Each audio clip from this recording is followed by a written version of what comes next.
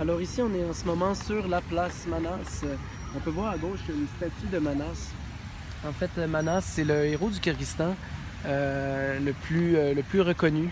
La légende de ce héros-là et de son fils et de son petit-fils couvrait autrefois jusqu'à 2 jours non-stop d'histoire orale. C'est la plus longue histoire orale au monde, en fait. On parle souvent des sagas des Vikings, mais c'est quelque chose qui est très typique au Kyrgyzstan aussi, au pays d'Asie centrale.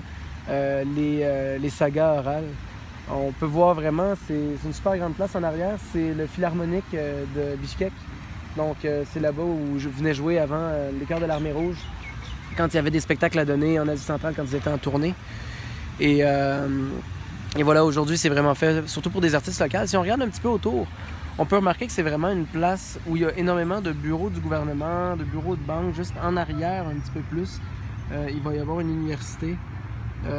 On peut voir aussi sur les petites pancartes que c'est écrit 25 ans de la République, qui dit endroit où il y a beaucoup de bureaux administratifs, de bureaux du gouvernement, dit qu'il y a beaucoup de bureaucratie. En fait, la bureaucratie au Kyrgyzstan est typiquement ex-soviétique.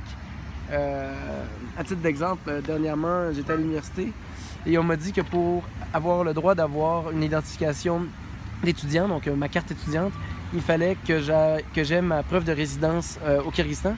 Preuve de résidence qui s'obtient par quelqu'un qui est considéré comme étant un doyen, si on faisait une traduction littérale, du district dans lequel tu habites. Mais personne sait qui est ce doyen. Donc c'était à peu près impossible d'avoir cette feuille-là. Donc on a dû bypasser la bureaucratie pour faire en sorte que je puisse être un étudiant à Bishkek.